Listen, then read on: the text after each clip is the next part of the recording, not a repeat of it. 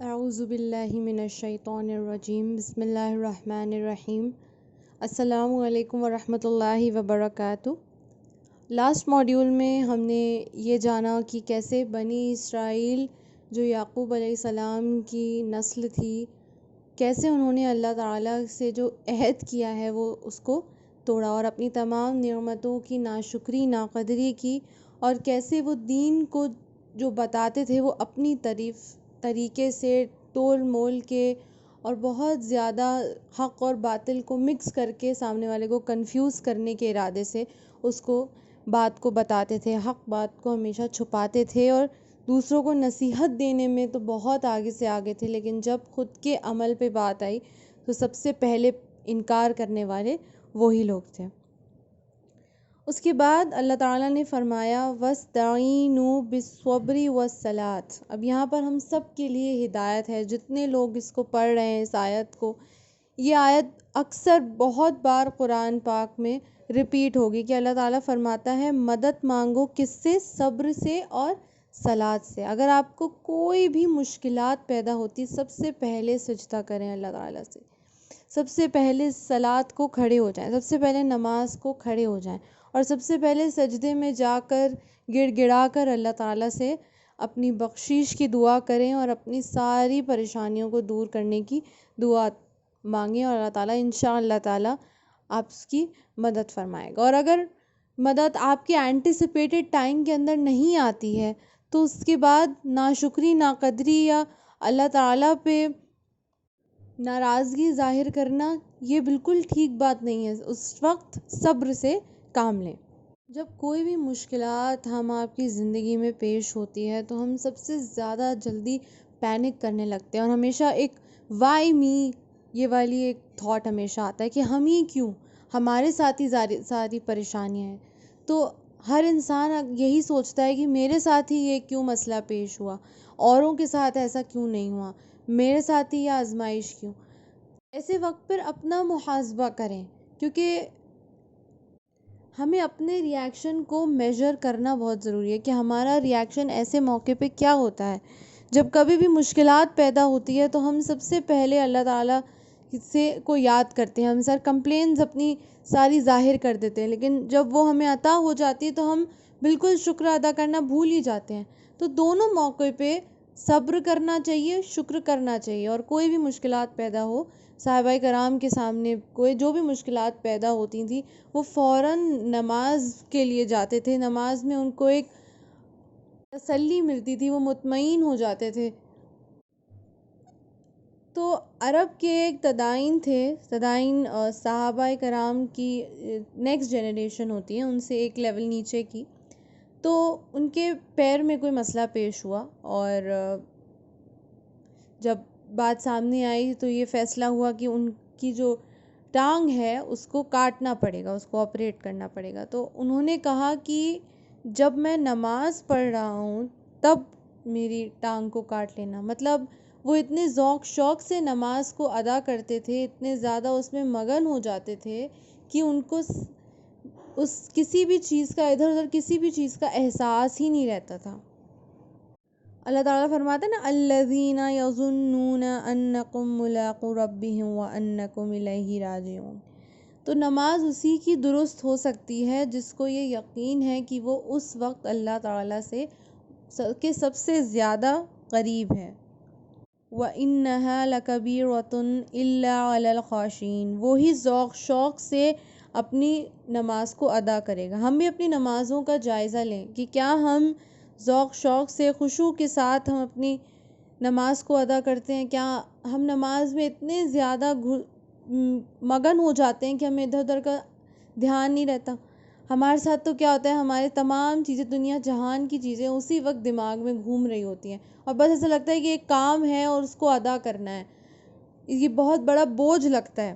تو اللہ تعالیٰ فرماتا ہے کہ یہ بہت بھاری ہے ان لوگوں کے لیے جن کو یہ یقین نہیں ہے کہ ان کو اللہ تعالیٰ سے ملاقات کرنی ہے اپنی نماز کا، کیونکہ حساب سب سے پہلے ہوگا، تو ان کو یہ یقین ہے کہ نماز ان کی پیش کی جائے گی اور نماز پوری طریقے سے بھانپی جائے گی، اس کو پورا اینالائز کرا جائے گا کہ کیا کوالٹی تھی اس نماز کی۔ تو یہ مشکل کام ان لوگوں کے لیے ہی ہے جو اس بات کا یقین نہیں رکھتے ہیں. حالانکہ اللہ تعالیٰ فرماتا ہے کہ یہ مشکل کام ہے، ایک شدت کا کام ہے، لیکن ان لوگوں کے لیے نہیں ہے جن کو اس بات کا یقین ہے کہ ان کو اللہ تعالیٰ کے سامنے کھڑا ہونا ہے اور اپنی نماز کا سب سے پہلے حساب دینا ہے. کیونکہ صحابہ کرام کے لیے تو ایک یہ تسلی کا وقت ہوتا تھا. پوری دنیا جہان کی کام کے بعد، پوری جو دنیا میں کٹ تھروٹزم اور اتنا زیادہ کمپٹیشن ہسل بسل کے بعد ایک تسلی کا موقع ہوتا تھا ان کے لیے، اور نماز کے انتظار میں ہوتے تھے وہ لوگ. تو ان کو ایک ریلیکسیشن ہوتا تھا جب وہ نماز کے لیے کھڑے ہوتے تھے. لیکن ہمارا حال کیا ہے کہ ہمیں وہ بوجھ لگتا ہے، ہمیں لگتا ہے کہ یہ کام ہے اور اس کو نپٹانا ہے. تو ایسی نماز کی کیا قبولیت ہے؟ کیا ہماری نماز اس لائق ہے کہ اللہ تعالیٰ کے در پہ جب وہ پیش کی جائے گی تو کیا ہم اس کے سپورٹ میں، ڈیفینس میں کوئی بات کہہ پائیں گے اپنے لیے؟ وہ ایک سیلف ٹیسٹ ہے. سب سے پہلے اگر انسان کو اپنے ایمان کا ٹیسٹ لینا ہے تو سب سے پہلے اپنی نماز کا جائزہ لے کہ ہماری نماز کس حساب سے ہے اور کیا کیا شرائط ہیں. اس بارے میں پیچھے بات کر چکی ہوں، لیکن جسٹ ٹو ریکیپ اور بہت ہی نٹ شیل میں بتاؤں گی کہ اگر نماز کا انتظار آپ کو نہیں ہے تو ہمارے جو دنیا جہان کے دعوے ہیں وہ سب جھوٹے ہیں. اللہ تعالیٰ نے ہمیں اس دین کی اور اس کتاب کی ترجیح کری، اور ہم کیا کر رہے ہیں؟ کیا ہم نے اس دین کو پریفرنس دی اپنے سارے کام کاج کو چھوڑ کے؟ کیا ہم عبادت میں اپنے آپ کو مبتلا کیا؟ پھر اللہ تعالیٰ صرف بنی اسرائیل کو ہی نہیں، سارے تمام عالم اسلام کو خطاب کر کے کہہ رہا ہے وَاتَّقُوا يَوْمًا لَا تَجْزِي نَفْسٌ عَن نَفْسٍ شَيْئًا وَلَا يُقْبَلُ مِنْهَا. تو اللہ تعالیٰ یاد دہانی کرا رہا ہے یوم آخرت کی، وہ دن جس دن کوئی کسی کی مدد کو نہیں آئے گا. یہاں پر کیا ہوتا ہے کہ ہمارا کوئی بھی کام اٹکا ہوتا ہے تو کوئی ہماری مدد کر دیتا ہے، یا کوئی ہمیں ریفر کر دیتا ہے، یا کوئی ہماری طرف سے دلیل پیش کر دیتا ہے. کبھی بھی کورٹ کیسز میں کسی کو الجھنا پڑے خدا نخواستہ، تو لائرز ہوتے ہیں وہ آپ کی طرف سے دلیل پیش کرتے ہیں، یا کوئی کام آپ کا نہیں بن رہا ہوتا ہے تو وہ رشوت سے کام آپ کا نکل جاتا ہے، معاوضے سے کام ہو جاتا ہے. لیکن وہاں پر کوئی انسان، کسی کی افیلیشن کسی سے بھی کچھ کام نہیں آئے گی. یہاں پر تو پولیٹیشنز اور پولیس اور ریپیوٹیڈ پیپل، ان سب سے آپ کی جو ایک تعلقات ہوتا ہے اس سے آپ کی دنیاوی کام بہت آسان ہو جاتے ہیں، اور لوگ پرائیڈ لیتے ہیں اس بات میں.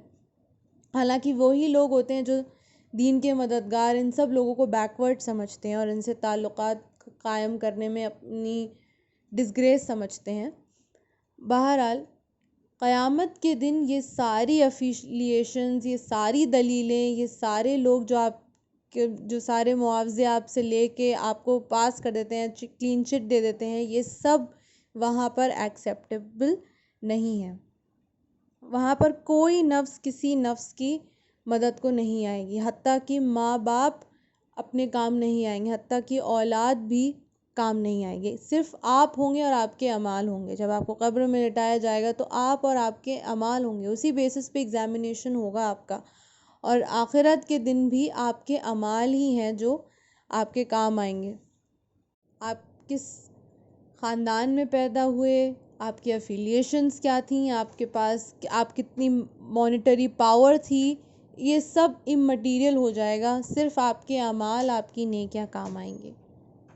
آپ صلی اللہ علیہ وسلم نے بھی فاطمہ سے کہا تھا کہ میں آخرت کے دن تمہارے کام نہیں آؤں گا. یہ مت سوچنا کہ تم کس کی بیٹی ہو یا تمہارے کیا افیلیشنز ہیں، اس سے تمہاری مغفرت ہو جائے گی. تم اور تمہارے اعمال، یہی دونوں ساتھ رہیں گے. سوچئے رسول اللہ صلی اللہ علیہ وسلم کی یہ تربیت ہے اپنے بچوں کو، اور ہم اور بنی اسرائیل اپنے آپ پہ اتنا زیادہ گمان رکھتے تھے، اتنے زیادہ فخر محسوس کرتے تھے کہ وہ دنیا میں ان کو وہ ایک چوزن پیپل ہیں اور بہت ہی زیادہ سپیریئر ہیں. تو وہ اس بات میں وہ ٹیک اٹ فار گرانٹیڈ لیتے تھے وہ کہ ہم تو جنتی ہی ہیں. ہمارا بھی یہی حال ہے. ہم مسلمان اپنے آپ کو کہتے ہیں, ہم سمجھتے ہیں کہ ہم سارے لوگ بخشے ہوئے لوگ ہیں, اس کے لیے ہمیں کوئی جد و جہد کرنے کی ضرورت نہیں ہے, اور جہنم میں تو صرف کافرین ہی جائیں گے. ہم تو نماز بھی ادا کرتے ہیں, ہم تو سارے فرائض ادا کرتے ہیں, لیکن ان فرائض کی کوالٹی کیا ہے یہ کون انالائز کرے گا؟